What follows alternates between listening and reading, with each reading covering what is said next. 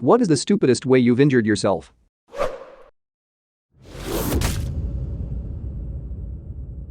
Drank hot tea lying down. The first thing you learn in British school is to never drink tea lying down. Op said stories about hurtful accidents, not regretful crimes. I found my dad's EpiPen one day while looking for mouth spray for sore throats.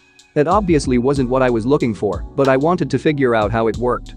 I ended up shooting the needle clear through my thumb. I then hid the evidence of my stupidity and never told my mom until years later. I'm sure your heart was racing for multiple reasons, not even counting the epinephrine. So luckily, since it went straight through, most of the epinephrine oozed out the needle and out onto my hand. My heart was racing significantly regardless because, needle through the thumb, but I always suspected a bit got into my open wound. Considering I was a less than 100-pound 10-year-old and the pen was meant for a 200-pound man, I'm very grateful I didn't get the full injection. You probably would have been okay. EpiPens only come in junior and regular, with junior meaning smaller than 66 pounds. But still, you were pretty lucky. Edit. Disclaimer: I am only saying that the dose is the same, not that injecting yourself with an EpiPen is safe. If you inject yourself with an EpiPen, please see a doctor. When they give you an EpiPen prescription, they specifically warn you how bad it is to inject yourself in a finger. Something about the epinephrine cutting off blood flow to the extremity, and that can lead to losing it. It isn't the dosage, it is the location that would have gotten him.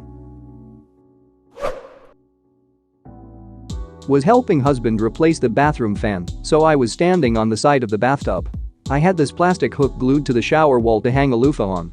I went to get down and slid down the wall and hooked my butt cheek to the wall. It hurt so bad but was also hilarious. I'm in my 40s and this happened recently. I bent over while having a shower and gouged a hole above my tailbone on the bath tap. This happened to one of my very intoxicated friends in high school. A bunch of us rented a beach house, and she did this. She came running out of the bathroom completely naked, screaming for her boyfriend. She ran to the freezer and grabbed some ice cubes and held them against her asshole as she collapsed onto the hallway floor, simultaneously laughing and crying. Other dumb injuries from that rip. Very bruised, possibly broken nose from opening the hot tub cover too quickly. Very bruised, possibly broken knuckles from trying to open a coconut with brass knuckles. Stabbed myself in the leg with a piece of metal. It was really thin and tapered at the tip, so when you swung it, you would hear this really cool whoosh sound. I swung down way too hard and it went right into my shin. Bad times. I did this, but I swung up instead, ripped my forehead. I'm a welder, I work with really hot steel parts constantly. But I regularly burn myself on the microwave meals I eat for lunch. I don't understand how microwave meals survive the cooking process. My leftovers go in for 1 minute 30, and it sounds like a WW2 airstrike is popping off. Microwave meals tell you to put that shit in for 3 minutes, stir, then back in for another 100 years, and they come out fine? Dark. Lmao, once put in hot dogs with water. Big fucking mistake. Spilled on my arm after taking it out. I had ice in the fridge so it wasn't too bad. One of the biggest microwave cock punches has to be coffee mugs that don't say on the bottom if they're microwave safe. The real answer is that the thing that microwaves heat up is the water in food. Leftovers cook quickly because there is a lot of water in them. Microwave meals take longer because the water is removed to make them more shelf stable. Edit. Someone pointed out that adding water lessens the increase in temperature because it takes more energy to heat up said water, but water conducts the heat better so it feels hotter. I still think from a layman perspective more water equals hotter still applies. I can relate to this. I was a foundry worker a while back.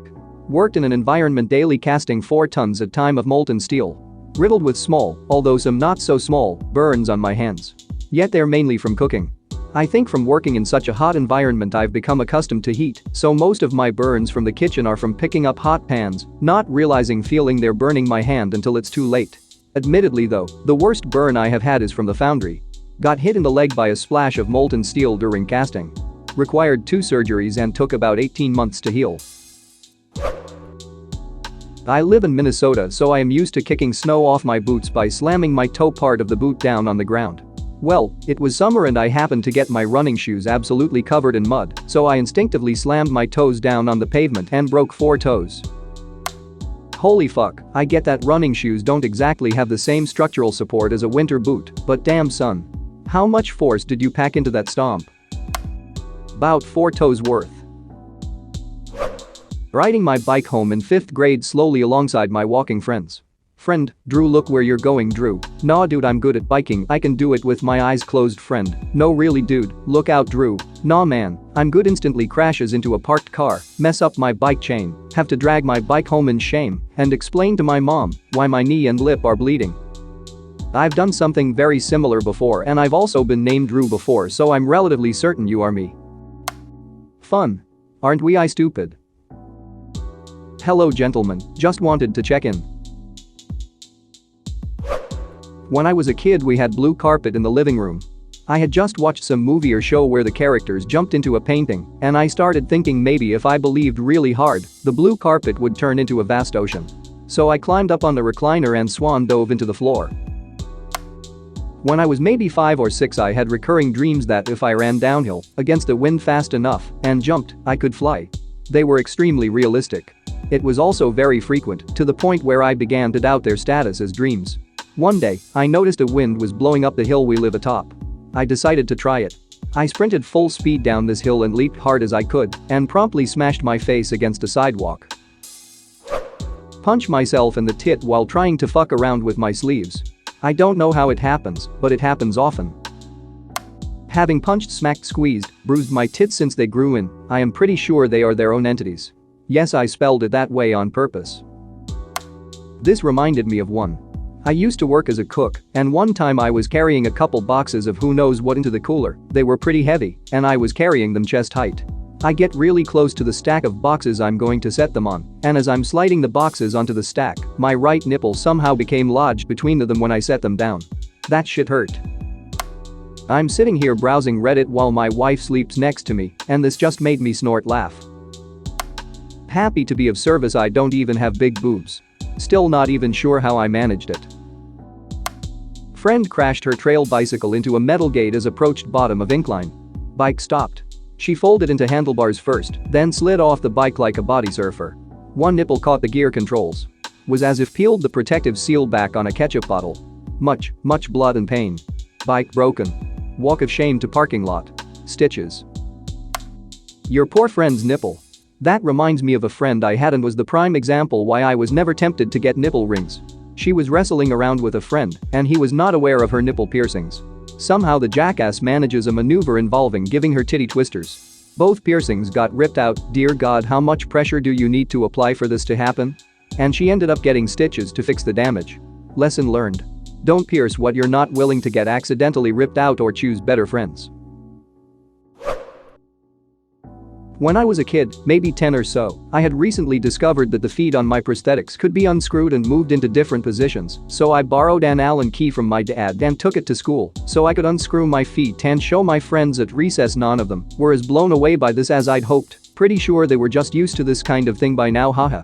Anyway, the bell went to tell us to go back to class, and I very quickly tightened the feet back onto the prosthetics, put my shoes back on, and started making my way back to class.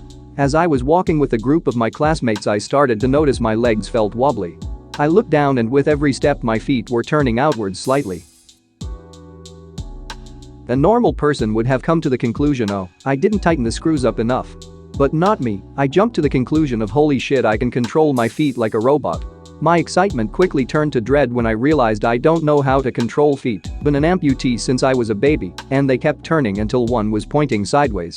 Despite this, I kept trying to walk, and after a few more steps the foot just fell off, and I managed to slam the now footless prosthetic down, which jarred my knee and hips and caused me to slip over and faceplant into the corner of a cement mini wall, one of those waist-high walls.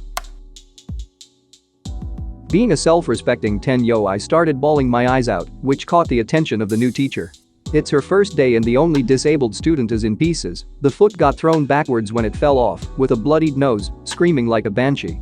She didn't really know what to do since I couldn't get back up, so she gave me some tissues for my nose and made a very confused call to the maintenance man, asking if he knows how to fix prosthetics so I can get to the school nurse. TLDR. My prosthetic foot fell off and I face planted into a cement wall. Bending over to pick up a paper bag. A completely empty paper grocery store bag. It was standing upright, not even laying on the floor. I barely had to even bend down to pick it up. Somehow this triggered a cosmic alignment between two vertebrae and nerve cluster, because suddenly I fell to the floor in crippling pain Could not get my back straight and had to crawl to the living room so I could lay on the carpeted floor and try to stretch it out. I ended up fucked up like this for days and had to have physical therapy to slowly work out the pinched nerve. I was basically walking like Quasimodo for a couple weeks. People would assume I was in an accident or lifting some boulder like Hercules or saving a child pinned under a car. But nope. I was undone by an empty paper bag. Edit. Thanks very much for the silver and prayers lol. Ooh oh, I feel you. I have done this twice. The first time I lifted my foot to put a sock on and immediately found myself on the floor in the worst pain I've ever felt. I spent a good 3 weeks hobbling around hunched over, barely able to move. Second I bent over to pick my cat up. Same thing, ended up on the floor, except this time on top of a really pissed off cat. Luckily I was good in about a week from that one. I don't know if this is the stupidest way I injured myself ever, but this is kind of funny and it happened today. I was looking at AskReddit and there was a guy who said he had a naked pic on his user page. So I was walking down the stairs from my apartment. And I clicked on the guy's profile and I wasn't prepared for the sheer ridiculousness of the guy's pic. Lol. I missed a step and fell flat on my ass and down about 7 or 8 stairs, but the worst part is an old lady saw me fall and picked up my phone. The naked pizza guy's still on it and she went to speak and didn't say anything and silently handed me my phone. I can never look at her again ever. This is the comment where the guy said it. Hit the bell for notifications so you never miss a video. Like, comment and subscribe if you're new here. More great Reddit content coming soon.